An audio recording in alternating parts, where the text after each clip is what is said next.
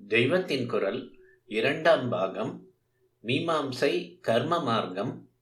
மீமாம்சையும் ஆதிசங்கரரும். பௌத்தத்தில் ஈஸ்வரனை சொல்லவில்லை என்பதற்காக உதயனர் முதலிய நையாயிகர் அதை கண்டித்தது ஆச்சாரியாளுக்கு சம்மதமானதே. அதே போல வைதிக கர்மானுஷ்டானங்கள் பௌத்தத்தில் இல்லை என்பதனால் அதை குமாரிலர் போன்ற மீமாம்சகர்கள் கண்டனம் பண்ணியதும் அவருக்கு சம்மதம்தான். ஏனென்றால் மீமாம்சகர்கள் முக்கியமாக கொண்டிருந்த கர்மானுஷ்டானங்கள் சித்த சுத்திக்கும் சமூக ஒழுங்குக்கும் அவசியம் வேண்டியனவே என்பதுதான் நம் ஆச்சாரியாளின் அபிப்பிராயமும் ஆகும். ஆனாலும் ஈஸ்வரன் என்ற பலதாத்தா வேண்டாம், கர்மாவினால் சுத்தியான பின் ஞானத்துக்கு போக வேண்டாம், கர்மாவை விட்டுவிட்ட சந்நியாசம் தப்பானது என்ற கொள்கைகளை மீமாம்சகர்கள் பின்பற்றியதனால் அவர்களையும் ஆச்சாரியால் கண்டனம் பண்ணினார்.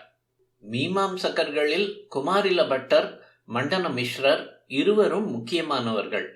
இவர்களில் குமாரில பட்டரின் அந்திம காலத்தில் ஆச்சாரியால் அவரை வாதத்தில் ஜெயித்தார். குறிப்பு: இதை பற்றி தெய்வத்தின் குரல் முதற் பகுதியில் முருகனின் வடநாட்டு அவதாரம் என்ற உரையில் பார்க்க. இன்னொருவரான மண்டன மிஸ்ரரை ஜெயித்து அவரை தனது 4 பிரதான சிஷ்யர்களில் ஒருவரான சுரேஸ்வராச்சாரியாராக ஆக்கினார்.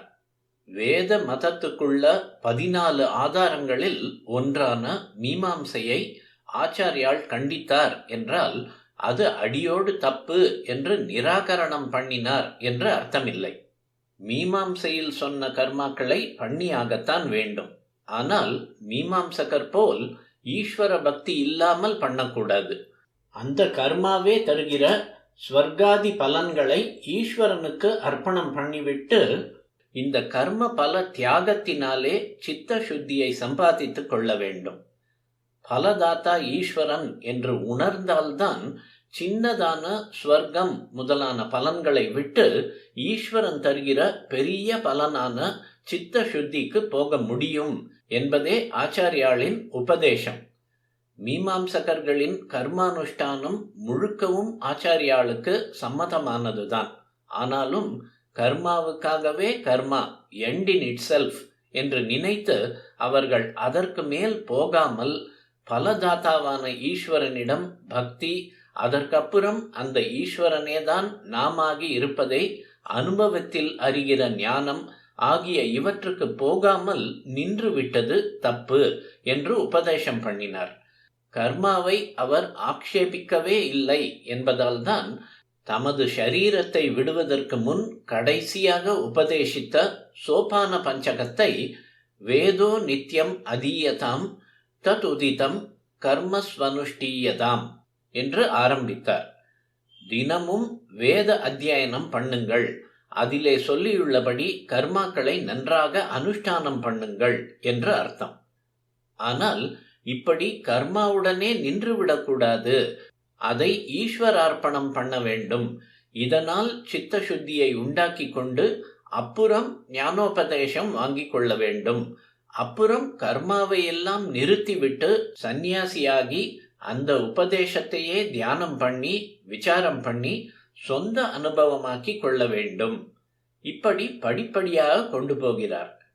ஈஸ்வரனிடத்தில் கொண்டு விடவே ஏற்பட்ட வேதத்தின் கர்ம காண்டத்தை அப்படி பண்ணிவிடாமல் வெறும் கர்மாவோடையே நிறுத்தி சாஸ்வத ஆனந்தமான அத்வைத மோட்சத்தில் சேர்ப்பதற்கு வழி பண்ணி தருவதற்கு பதில் புண்ணிய கர்மா செலவழிகிற வரையில் மாத்திரம் வெறும் போக பூமியான ஸ்வர்க்கத்தில் சேர்ப்பதோடு நின்று விடுகிறார்களே என்பதற்காகத்தான் மீமாம்சகர்களை ஆச்சாரியால் கண்டனம் பண்ணினார். கர்மாக்களை விஸ்தாரம் பண்ணி அது பற்றின வேத சட்டங்களை வியாக்கியானம் செய்கிறதில் மீமாம்சா சாஸ்திரம் சொல்கிற அவ்வளவும் ஏற்க வேண்டியதுதான். ஏனென்றால் வேத சப்தத்தை விசாரிக்கிற போது அந்த சாஸ்திரம் இந்த சப்த பிரமாணத்துக்கு அப்படியே சரணாகதி பண்ணி அதனாலேயே அதனுடைய அர்த்தத்தை உள்ளபடி தெரிந்து கொண்டு நிர்ணயம் பண்ணிவிடுகிறது. எனக்கு மீமாம்சையை பற்றி ஒன்று வேடிக்கையாக தோன்றுகிறது. மீமாம்சா சாஸ்திரம் கண்ணுக்கு தெரிகிற ஒரு சுவாமியிடம் சரண்டர் செய்து அதனாலே அவனுடைய ஸ்வரூபத்தை தெரிந்து கொள்ள பிரயத்தனம் செய்யவில்லைதான். அதனால் என்ன?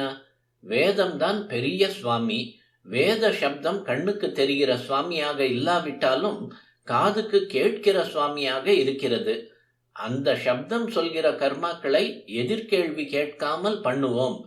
இங்கே ஒரே சரண்டர் தான். இப்படி சரண்டர் பண்ணி வேத வாக்கியங்களின் தாத்பரியத்தை நிர்ணயம் பண்ணுவோம் என்று மீமாம்சகர்கள் இருந்திருக்கிறார்கள். அதனால் கண்ணுக்கு தெரிகிற சுவாமியை அவர்கள் நம்பினாலும் நம்பாவிட்டாலும் காதுக்கு கேட்கிற வேத சுவாமியின் ஸ்வரூபத்தை, அர்த்தத்தை நன்றாக தெரிந்து கொண்டு சொல்லிவிட்டார்கள் என்று நான் நினைப்பதுண்டு.